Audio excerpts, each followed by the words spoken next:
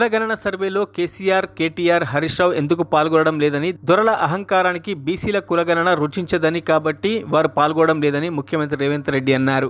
పూర్తి చేసుకున్నది కులగణనలో ఎందుకు చంద్రశేఖరరావు, హరీష్ రావు, తారక రామారావు పాల్గొంటలేడని నేను అడుగుతున్నా. మీరు బీసీ వ్యతిరేకులా, బీసీ ద్రోహులా? మీరు ఈ రాష్ట్రంలో లేరా? మీరు పదవులు అనుభవిస్తలేరా? ఆ బీసీలతో ఓట్లు వేయించుకోలేదా? ఈరోజు ప్రభుత్వం అధికారికంగా కులగణన చేపడుతుంటే బీసీ జనాభా ప్రకారం, దామాష ప్రకారం నిధులు ఇవ్వాలి, అధికారం ఇవ్వాలి, వాళ్ళ రిజర్వేషన్లు పెంచాలని కులగణన చేస్తుంటే ఎందుకు చంద్రశేఖరరావు గారు, హరీష్ రావు గారు, తారక రామారావు గారు, సంతోష్ రావు గారు, వినోద్ రావు గారు కులగణనలో పాల్గొంటలేరు? మీరు ఒక్కసారి ఆలోచన చేయమని బీసీ సంఘాలను నేను అడుగుతున్నా. ఇది ప్రభుత్వం అధికారికంగా చేపట్టిన కార్యక్రమం. ఆనాడు చంద్రశేఖరరావు సమగ్ర కుటుంబ సర్వే చేపట్టి మేము పాల్గొనలేదా? రాజకీయంగా మాకు వైరుధ్యం ఉండొచ్చు.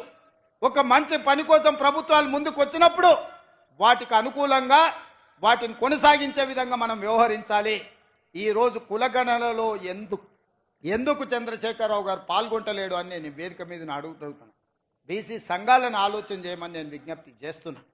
ఎవరైతే బీసీ కులగణనలో తెలంగాణ రాష్ట్రంలో పాల్గొనరో సామాజిక బహిష్కరణ చెయ్యండి వాళ్ళని అని చెప్పి నా బీసీ సోదరులకు నేను విజ్ఞప్తి చేస్తున్న ఈ వేదిక మీద నుంచి.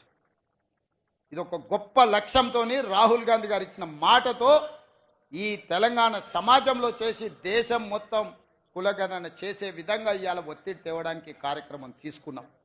ఇట్లాంటి కార్యక్రమాలు తీసుకొని ముందుకు వెళ్తుంటే పెద్ద మనసుతో మమ్మల్ని అభినందించాల్సింది పోయి శాపనార్థాలు పెడుతున్నాడు ఇవాళ చంద్రశేఖర్ రావు. మరిన్ని అప్డేట్స్ కోసం మా ఛానల్ని సబ్స్క్రైబ్ చేయండి.